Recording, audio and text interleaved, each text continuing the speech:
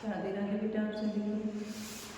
बेटा, कल की वीडियो में हमने लेसन 12 पढ़ा था। आज पढ़ेंगे अध्याय 13 तारों की बात। ठीक है बेटा, इसमें हमें अंतरिक्ष के बारे में, तारों के बारे में चर्चा की गई है इस पाठ में। तो देखो बेटा, पहले मैं आपको ये पाठ रीड करवा रही हूँ, उसके बाद इसके शब्दार्थ करूँगी। अध्यापिका: बच्चों, मैं तुमसे एक पहेली पूछती हूँ, सोचकर उत्तर देना। एक थाल मोतियों से भरा, सबके सिर पर ओधा धरा। ओधा धरा बेटा होता है उल्टा रखा। चारों ओर वह थाल फिरे, फिरे होता है बेटा घूमना। मोती उससे एक न गिरे। हेमंत कहता है आकाश। ठीक है, क्या होता है बेटा कि आकाश में इतने तारे होते हैं और सभी क्या होते हैं, उल्टे होते हैं, और हमें उनमें से एक भी नहीं गिरता। तो इस पहेली का उत्तर है आकाश। शाबाश अध्यापिका, शाबाश। विजय, तुम बताओ, यह मोती ही किसे कहा गया है? विजय: मेरे विचार में तारों को ही मोती बताया गया है। अध्यापिका: ठीक। नीलम: मैडम, ये तारे क्या है? अध्यापिका: तारे चमकते हुए अनेक सूर्य से जो हमें प्रकाश देते हैं। प्रकाश होता है बेटा रोशनी देते हैं। सचिन: मैडम, सूर्य तो बहुत बड़ा दिखाई देता है, फिर ये तारे इतने छोटे क्यों दिखते हैं? अध्यापिका: इसका कारण यह है कि यह हमसे बहुत दूर दूर है। सूर्य हो ही पृथ्वी के लगभग 9 करोड़ 30 लाख मील दूर है।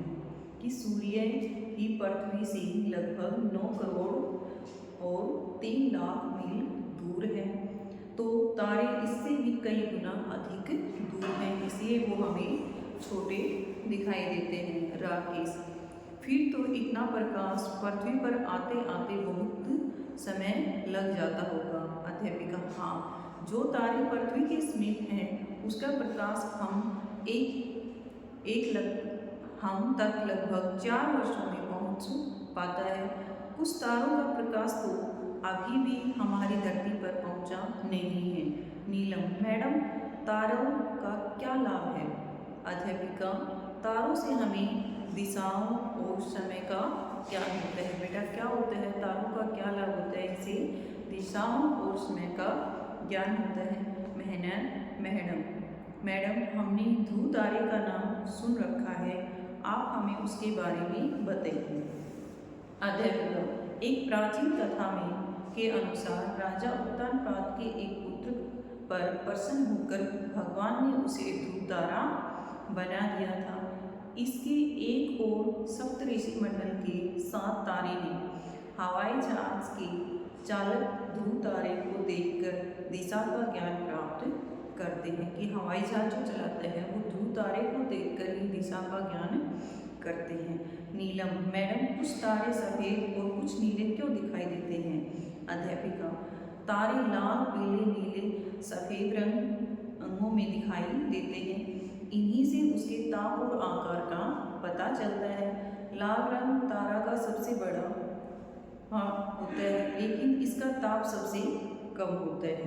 नीले और सफ़ेद तारे सबसे छोटे होते हैं, लेकिन इनका ताप सबसे अधिक होता है। ये सबसे अधिक गर्म होते हैं। बेटा अंजलि: मैडम, आकाशगंगा क्या है? अध्यापिका: आकाशगंगा एक प्रकार का कारखाना है, इसमें अनेक तारे बनते रहते हैं।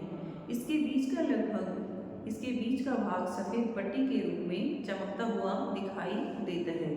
नीलम: मैडम, मेरी समझ में तो एक बात नहीं आ रही, ये तारे एक दूसरे के इतने पास ही भी हैं और तीव्र गति से चक्कर भी काट रही हैं।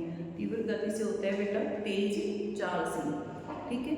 नीलम: अध्यापिका, ये एक दूसरे से बहुत दूरी पर चक्कर लगाते हैं। आकाश में उड़ते पक्षी भी हमें एक दूसरे के पास दिखाई देते हैं, लेकिन वे दूर होते हैं। यही बात तारों पर भी लागू होती है कि ये आपस में ये एक साथ नहीं होते, हमें दूर होने के कारण ये हम पास दिखाई देते हैं, ये बहुत दूर होते हैं। बेटा अब इसके शब्दार्थ देखो। बेटा पहला है ओधा, उल्टा धरा, रखा, प्रकाश, रोशनी, समीप, पास, प्राचीन, समय, सप्तऋषि, एक तारा मंडल, ताप, गर्मी, तीव्र, तेज, गति, चाल। ठीक है बेटा, ये शब्दार्थ आपको अपनी जो हॉलीडे होमवर्क की जो नोटबुक लगाई है बेटा, उसमें आपको पहले लर्न करने हैं और फिर उसमें राइट करने हैं। ठीक है बेटा, thanks, have a nice day.